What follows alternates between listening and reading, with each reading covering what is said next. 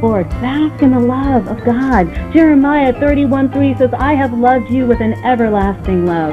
I have drawn you with unfailing kindness.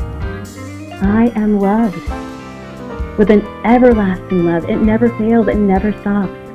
So you think you know what true love is, don't you? Well, we're going to break this down. This is a tag team. And this is going to be between myself and Latifah DeVoe Smith. Phenomenal speaker. You got to hear it now. I'm going to begin, and she's going to drive this thing all the way home, all the way out the ballpark, as you hear the breakdown of LOVE, God's way. Hello. If ye abide in me, and my words abide in you, ye shall ask what ye will, and it shall be done unto you. Herein is my Father glorified, that ye bear much fruit. So shall ye be my disciples. Now, what's one of his fruits? Let's name the most important one. Love. Why? God is love. Verse 9. As the Father have loved me, so have I loved you. Continue ye in my love. If ye keep my commandments, ye shall abide in my love. You see the connection? Keeping his commandments, abiding in his love. Even as I have kept my Father's commandments and abide in his love. These things have I spoken unto you, that my joy might remain in you, and that your joy might be full. This is my commandment. Verse 12. That ye love one another as I have loved you. That's raising the bar. You hear that?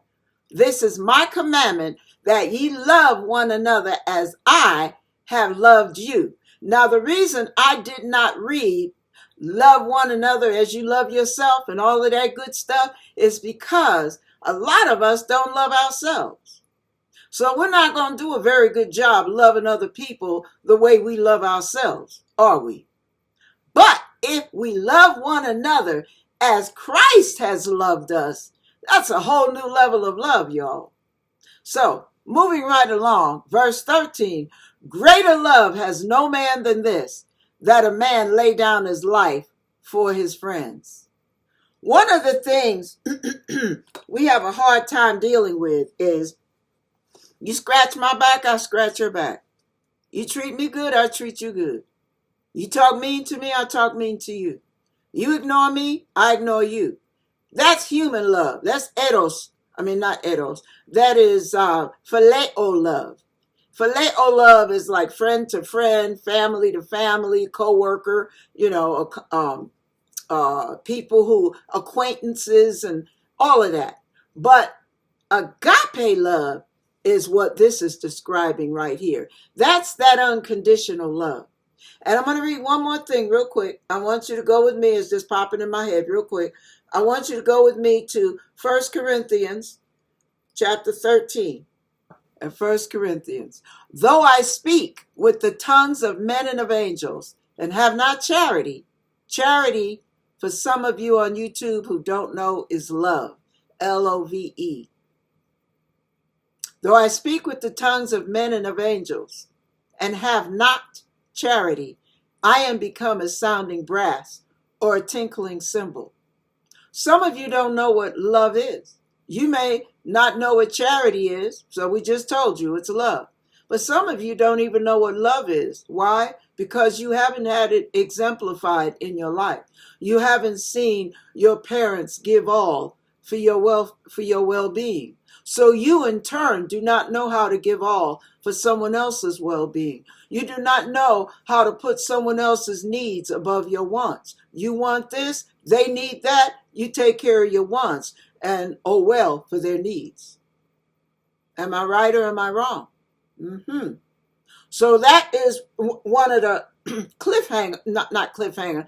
That's what you call a mix-up in the formula. There's something not right in Denmark because we think we love because we say over the phone and we write at the end of a letter, love so-and-so. I love you. Oh, I love you so much. We toss that word around like we're dealing out the cards. right? But a lot of us don't really know what love is. Why? Because our own parents did not exemplify true love. Our parents exemplified selfishness, abuse, anger. Think about that. So you don't really have a great example of what love truly is. Verse 2, and though I have the gift of prophecy and understand all mysteries and all knowledge, and though I have all faith so that I could remove mountains and have not charity, I am nothing. You could work miracles, y'all. What did the guy, when Jesus used the example of saying, I never knew you? He was talking to the one that said, didn't we do miracles? Didn't we cast out devils? Didn't we do all this in your name? Didn't we do this? Yeah, but I never knew you. Why? Because you didn't operate in love. See, what you do for your ego is not in love. What you do for your pride is not in love. What you do for promotion of position is not in love. But what you do for someone else when you know it's going to inconvenience you, what you do for someone else when you know you might have to do without, it's going to inconvenience you. And you don't want to do it. But you don't do it because you want to. You do it because it's going to mean something to someone else. You love them.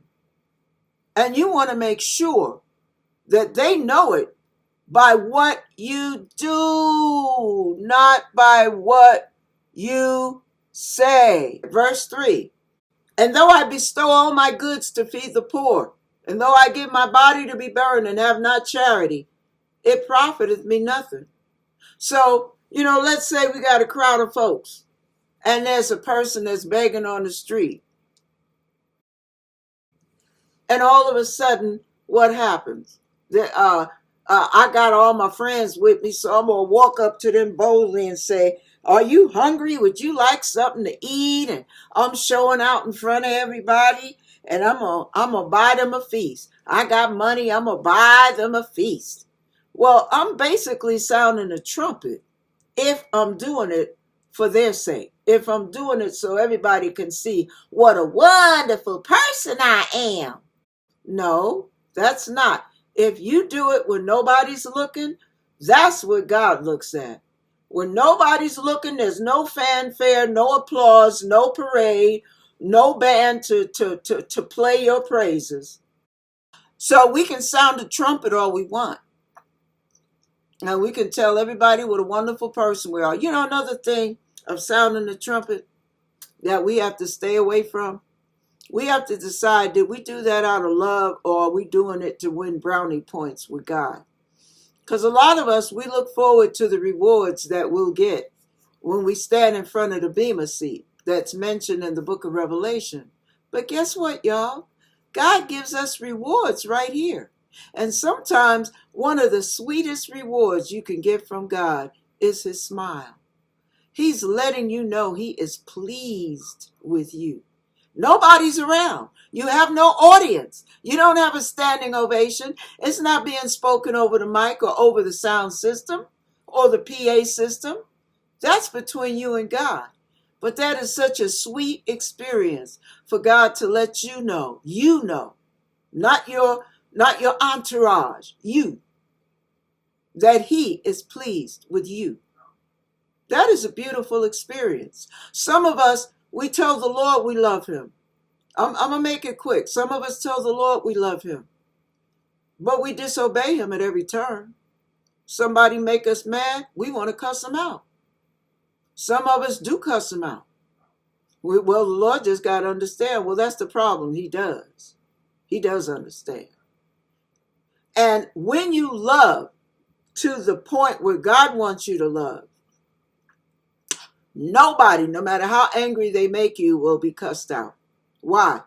Because you love them. Whether you know them or not, you love God enough and them enough to keep your mouth shut. Am I correct? Shut. S-H-U-T. Yes. You keep your mouth and your lips sealed because you do not want to shame the gospel. All right. So, and you do not want to hurt people. They might have hurt your feelings. They might have insulted you.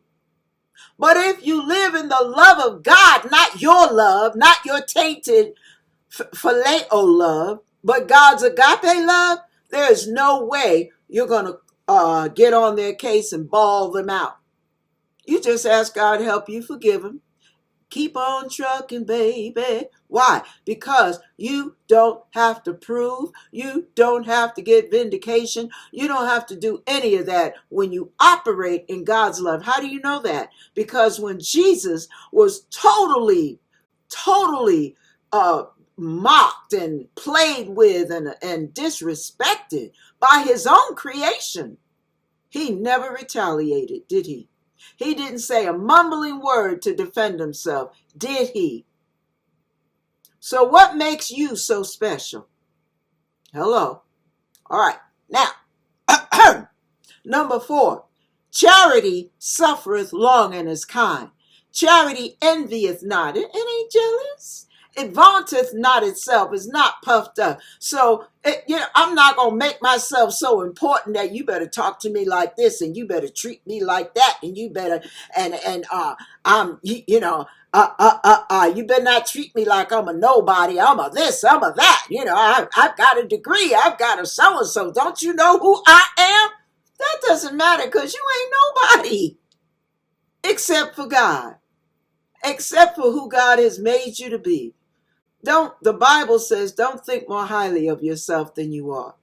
And when you have not had love and respect exemplified in front of you, it makes it pretty hard. And that's the reason you all of us need to read the scriptures. If you can't understand anything else, start with the red letters. The words of Jesus. Start with the stories of Jesus and how he behaved, how he reacted, how he loved, how he dealt with the difficult and the kind. That's who you mirror yourself by. Not get caught up in your own ego. All right. Now let's move on. 5. Doth not behave itself unseemly. Seeketh not her own. That means it's my way or the highway. You ain't going to do it my way. See you later. See you later, Gator. Anyway, let me stop. Is not easily provoked. Thinketh no evil. Oh, I know why you did that. I know what you were thinking. You think so and so and so. No. Now you're casting judgment because you don't know what another person is thinking or feeling. Beareth all things, believeth all things. Oh, let me start with verse 6. Sorry about that. 5. Doth not behave itself unseemly, seeketh not her own. I said that. Is not easily provoked. How many times have you jumped off the handle because you're easily provoked? Thinketh no evil, rejoices not in iniquity, but rejoices in truth. Bears all things, believes all things, hopes all things, endureth all things. There are people that have done me wrong. I know they did. Don't know if they know it, but I know it. And I do not treat them funny because they treated me wrong, because they acted like they didn't care about me. I do not treat them funny. I just look at it as another form of being a human being, just like me. We all fall from grace. We all fall short of the glory of God. So don't get on your high horse because somebody stepped on your corn. You ain't all that in a bag of chips like you may think you are. And you're not all that important. Even though to God we are all important, you're not all that important. So be careful how you treat one another. Because this whole thing, the whole gospel, everything is founded on love. How do we know that? Because God is love. All right. What does love do? It casts out all fear. So you have no need to be afraid, insecure, intimidated. You have no need to be suspicious. You have no need to be paranoid of what somebody's trying to do against you. Half the folks ain't even thinking about you. And you think everything they do is all about you because your world in your mind revolves around you. not theirs. So kick back, have a little chat with the Lord, and let's get that little thing adjusted, okay? Yeah. Yeah, let God readjust your heart. Everyone, I introduce to you Latifa Mandisa DeVoe Smith. God bless you, Latifa. Good afternoon, everyone. Rashad, the Pats, Anthony, Sadil, I hope I have that right.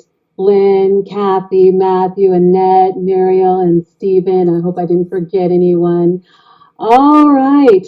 Well, I dream a lot, and I love it. I love it. God talks to me through these dreams all the time.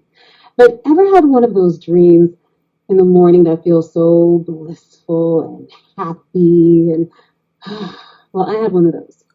And I can't remember for the life of me what it was about. But all I knew is that when I woke up, it felt like someone just snatched me away from my peaceful vacation. And for a moment, I felt that familiar emotional drop. That, okay, no, I'm back here again. That feeling. And in the past, I would have let that mood follow me most of the day. I used to be very good at letting one emotion unpack its bags and stay way too long. But the mind can be our worst enemy if we let it. But this morning, I made a different choice. I just interrupted my thoughts and started naming things I was grateful for being Saturday. It's Saturday. We don't have to work today. Well, a lot of us don't. For my adorable dog who jumps up in the morning and gives me morning cuddles, and then she jumps in the bed before I get up. For being able to go to workout class this morning. I loved the class this morning. It was like kickboxing, and I thank God for the ability to still be able to do that at over a half a century years old. So, and I was thankful for being able to be here with you today. I was thankful for being with you today. Nothing dramatic. I did. Just me being aware that my mind was attempting to kidnap me and take me wherever. So I had to intercept. I had to bring my mind back to the goal of peace and self-love. And touchdown. Slowly, my nervous system recalibrated. And I'm talking today about the practical application of self-love. Romans 12:2 says, "Do not conform to the pattern of this world, but be transformed by the renewing of your mind." And this verse reminds us that transformation starts with a thought. The mind is not meant to be shaped by fear, comparing ourselves, or any of the pressures of this world, but renewed, refreshed, and reoriented towards goodness, towards godness. 2 Corinthians 10:5 says, "We take captive every thought to make it obedient to Christ." Because not every thought deserves authority. Some thoughts will take you down that rabbit hole that you really don't deserve to have or to be in. So it pays to challenge our own thinking. Some thoughts need to be questioned, reframed, or released. Just, oh, I don't like that thought. Goodbye. Just pivot and think about something you want to think about. You are in control of your mind. Don't let it be in control of you. Where we place our minds determines the quality of our lives. See, loving yourself is often not some big Instagram-worthy act. It's the small moments like choosing not to mentally abandon yourself first thing in the morning by practicing awareness. It's a key practice that helps us to turn things around. And as we further step into 2026, many of us are planning financial plans, career plans, health plans, but this afternoon, I want to invite you into a different kind of planning. What I wish someone had taught me way earlier, so much earlier. I feel that life would have been so much better. What if one of the most important plans we made for 2026 was a plan to love ourselves amazingly better? And for some of us to finally learn how. Now, let me be clear. I'm not talking about that self-indulgent kind of self-love, not numbing yourself with food or shopping or scrolling or calling it peace when we actually are just avoiding a hard conversation. I've done all of those, and they feel like they work briefly, But not really. It's not a long-term solution. I'm talking about that self-love rooted in the truth of who we are and how God sees us. I'm talking about self-compassion that leads to healing, taking 100% responsibility of our own lives. And I'm talking about that freedom that we were born to have. And why does this matter so much? Some people hear self-love and think it means long baths, affirmations in the mirror, or putting yourself first at the expense of everyone else. But self-love shows up in much quieter, more ordinary ways too. It shows up when you're exhausted, but you still say yes. When you brush off something or someone that hurt you and you say, oh, it's fine, even though it wasn't. When you keep pushing through, not because you're strong, but because you don't feel like you have a choice. This affects the people who are responsible too. The caregivers, the providers, the ones who don't fall apart, so no one checks on them. And at some point, almost all of us have silenced a need, ignored a warning sign, or told ourselves, oh, we'll deal with it later. And usually later just shows up as burnout. Burnout, resentment, poor choices, or quiet despair. Some people think this topic, self-love, is just too soft to talk about. They don't want to deal with it. But when people don't love themselves, it matters because people don't stay. It doesn't stay contained in just that person. We all are affected by the choices of others. It's like a domino effect. What I do affects the way you might feel. And now the way you feel affects how someone else feels. And then how that person feels affects what somebody else does. Life is like that. I've watched friends stay in unhealthy relationships because they were afraid of being alone or unliked. And we've seen how it affected their children, family, and others around them. I've seen workplaces where gossip and one-upping passed for normal, just ruining an environment for everyone. And once my husband had to send a coworker home because he showed up drunk. And that man later drove intoxicated and took a life. And I don't mean to bring us down with that information, but you see, that wasn't just a bad decision. That was a long history of ignoring pain, silencing needs, and not caring for oneself until life placed his back against the wall. You see, self-love isn't optional. It's absolutely crucial, especially in these times. It was a part of my Southern culture to have been made to grow up in church. That's what we Southerners do. We go to church all the time. And somehow the teaching of self-love were never truly modeled, learned, or even mentioned. And by the time I became a teenager, I felt so disappointed and saddened, confused, and because, listen, I saw so much judgment. Every time the door opened, people would turn around. What she got on? What is she wearing? She got too much makeup. Ridiculous hierarchies and gossip was just out of control. Yet it was all wrapped up in this religious language. So in my frustration with my childhood normal, I decided, okay, let me read this Bible cover to cover and look for some clarity, answers to why I'm feeling so horrible in a place that I'm not supposed to feel this way. So I came across a scripture that finally gave me clarity, the clarity that I was looking for and the answers to the next steps I needed. You see, when Jesus was asked what the greatest commandment was, he said, love the Lord your God with all your heart, all your soul, and all your mind. This is Matthew 22:37-40. This is the first and most important command. And the second command is like the first. Love your neighbor as you love yourself.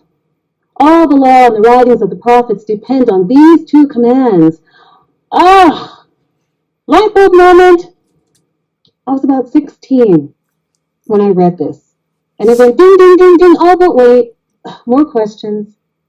If America was founded on Christianity, why isn't the greatest commandment the biggest part of our culture? It's about time we start with that. And I'm specifically focusing here on loving ourselves as key to loving our neighbors, for one is not possible without the other.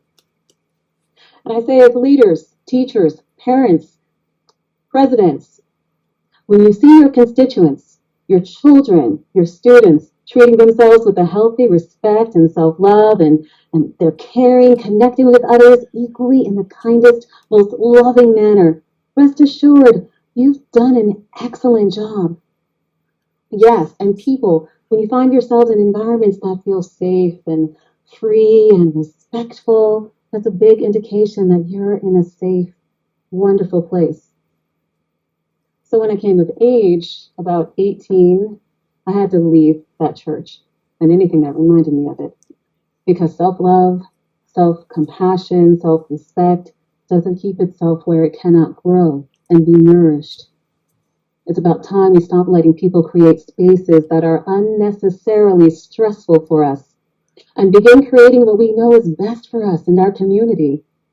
You always deserve to be surrounded by goodness. You don't have to earn it. You don't have to earn your worth ever because you were born amazing and worthy. And here's the truth about your worth. Psalms 139:14 says, I praise you because I am fearfully and wonderfully made. That means you were intentionally crafted. God thought about you specifically and designed you with care. You are the result of billions of precise processes aligning perfectly. No two brains are alike, no two fingerprints, no two life paths. You are brilliance. And worth doesn't come from performance. You are worthy, simply because you exist. The parts of you try to hide may be the very gifts the world could be blessed with, especially now. Romans 8:38-39 reminds us that nothing can separate us from the love of God, so bask in it. Your worth does not disappear because you failed at 1 or 10 relationships. It doesn't evaporate because of a traumatic experience. It doesn't get revoked because of poor choices. Our own thinking can have us ruminating on past mistakes. Guilt happens all the time, listening to what others say or assuming what they may have said about you instead of what God knows about you. Let me digress for just a second to bring in some psychology. Neuroscience tells us that shame actually blocks growth. This is how important the practice of self-love is. It shows us that when we experience shame, fear, or harsh criticism, the brain shifts into threat mode. And when the brain is in threat mode, learning and change becomes biologically harder. Now I said, it's harder, not impossible. Self-compassion is what allows that to change. And awareness is the first key. Become aware of what's going on in your mind and body. Don't let shame, past experiences block you from the love that God has for you. Your value is not conditional. I remember hearing that I was supposed to be seen and not heard. That was the era I grew up in as a young one. And as a result, I was extremely quiet, mostly with people I didn't know. I was afraid to exert myself, feeling that I wasn't really important, because no one really told me that. So I stayed in the background. Shame or fear has a way of making us disappear from our very own lives. Sometimes those negative feelings about ourselves show up in thoughts such as, I don't want to do much. I want to rock the boat. Your feelings are inconvenient. So just do your work. And if people really knew you, they may not like you. So you need to be a chameleon here. Just kind of blend in. So for years, I abandoned myself before anyone else could. But self-compassion looked like taking the risk of being authentically me so I can uncover the people who truly resonate with the real me and finally see for myself that the real me is lovable and okay. We tend not to know how wonderful we are when we don't hear it growing up. That's why it's so important to remind ourselves when no one else does. And to surround ourselves with people who reflect to us how God sees us too. Now, the story of the prodigal son demonstrates how loved we are in spite of all of what we can negatively assume about ourselves. The prodigal son, the young man who demanded his inheritance money from his father before his father was even deceased, but he lost it all, amongst other many bad decisions. And as a result, he lost his identity. And we tend to forget how wonderful we are when we do some stupid things. So when he returned home, he was so ashamed. He didn't even ask to return as a son. He asked to return as a servant to earn his worth back. But his father never agreed with his shame. And your Creator doesn't agree with your shame or what you may deem as your shortcomings as well. His father restored the prodigal son immediately. You see, the son lost his way, but not his worth. And I realized how often I had stripped myself of worth because of so many mistakes. Boundaries I didn't set, or lessons I learned the hard way. But God doesn't hold our past over our heads. We do. So, what can we do to practice self-love, self-compassion every day until our nervous system runneth over with the freedom that we were born to have? Number 1, awareness. Start asking yourself, when do I abandon myself? When do I feel fear? When do I say yes out of fear? When do I not feel safe? When does my inner voice sound nothing like love? Awareness is clarity. Number 2, replace those lies you hear with the truth about yourself. Shame repeats those lies, but healing, you want to heal. Healing repeats truth. Ephesians 2:10 says, "For we are God's masterpiece." So tell yourself, I am God's masterpiece.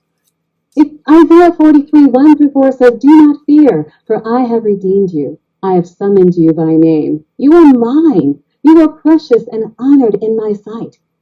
Tell yourself, I am precious. I am honored. Let your body feel it. Bask in the joy of the Lord. Bask in the love of God. Jeremiah 31:3 says, "I have loved you with an everlasting love. I have drawn you with unfailing kindness."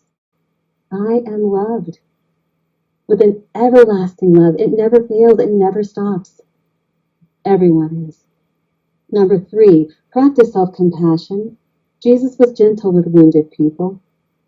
So be gentle with yourself. Ask yourself, what would love do here? Sometimes the answer is, you need to rest. Sometimes it's be honest with yourself and be honest with others. Sometimes it's just asking for help. Number 4, set boundaries. Boundaries aren't punishment, they're protection. Sometimes saying no means saying yes to you or what you really are supposed to do. And finally, invite support. God does use community, counselors, friends, mentors. Needing help doesn't mean you're weak. It means you're human. Right. So plan to love yourself in 2026. Think of this every day as a sacred act, because the world doesn't need more burnt out people pretending they're fine. It needs whole people who know they are loved. So may this year be the year you stop abandoning yourself, speak to yourself with kindness, and finally agree with God about your worth. Thank you. Woo! And back to patty cakes. It was good to be here with you all.